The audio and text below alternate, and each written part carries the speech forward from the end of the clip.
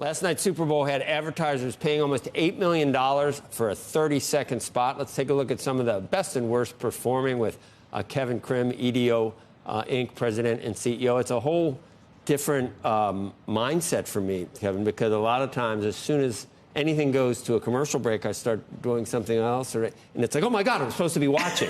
I'm supposed to be watching this. That's why the toilet paper one was the best ad. I didn't tell me about the toilet paper. You've got 30-second bathroom break. We're just going to pay for it, and that was the smartest ad I'd ever seen because it's like, you can't miss the game, you can't miss the commercials.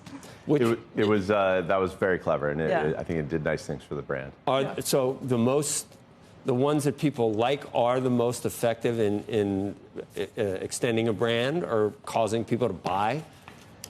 No, it's different than that. It's different. At EDO, what we do is we measure the outcomes generated by ads. We do that for all the major streamers like Amazon and Netflix, as well as NBC Universal, Fox, who was running the game last night, and many others, and all the brands, many of the brands that were in that game last night. And what you see is these popularity contests are just that. But what drives actual behaviors from consumers, things like people searching for the brand, going to the brand's website, using the brand's app, those are investment-grade signals of what's going to happen to the demand for those businesses and those products in the future.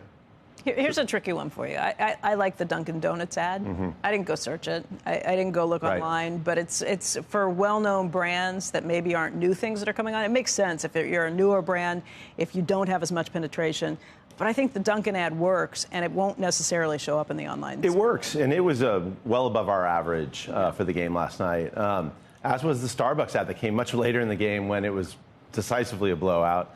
But it was a big offer of free coffee today, the day after the Super Bowl when we all need it. So they can both work, both those strategies. I thought what was really interesting was that the top ad in our measurement, which saw 12.6 times more engagement than the median Super Bowl ad, was T-Mobile's ad announcing its Starlink partnership. Where as consumers, if you're a T-Mobile subscriber, and for a limited time, if you're an AT&T or Verizon subscriber, you can get Starlink access so that you never hit a dead spot.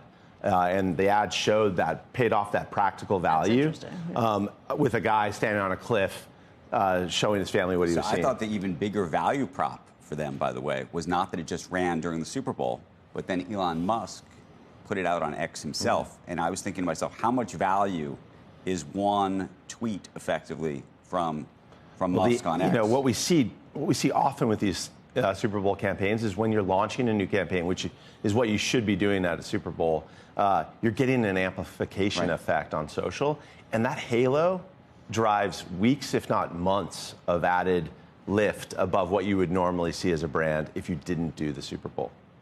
But the send from him himself, right? That because you rarely see him actually send an ad, right? Almost never.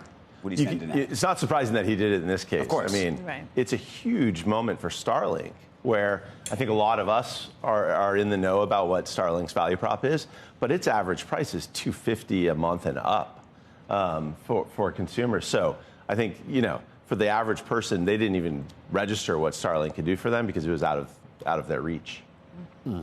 So what else happened last night that impressed you? Well, I thought there was two other really interesting trends. I mean, that first one about T-Mobile and Starlink is indicative of practical tech value over the speculative and often generic value of Gen AI.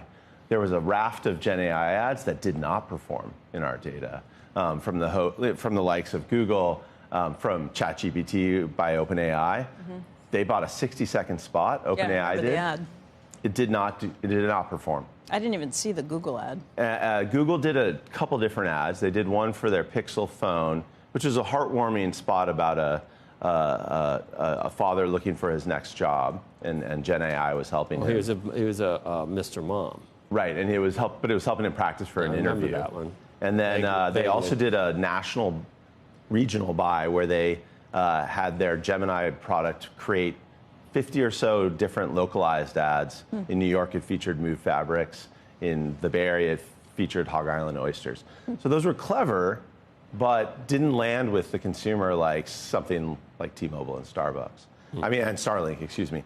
And then you had another trend where there was this health curious thing going on. In our top 10, we saw a bunch of water brands hit our top 10. Yeah. We had Liquid Death, Circle, and Liquid Poppy. Death was weird. I don't even understand what that is. They're doing it Just with water pilots, and after Yeah, I think they were trying to showcase that you can drink out of a beer can, drink water out of a beer can. It was weird. There's also some stupid thing that you're supposed to use that makes you drink more water. Another one of those Flavored, That was the crazy. yeah. And then you had Hims and Hers, which is a bit I don't know what that provocative. These are direct-to-consumer pharma brands. like ED stuff, right? And it was GLP-1 is what they were pushing. And it was a very interesting, provocative spot.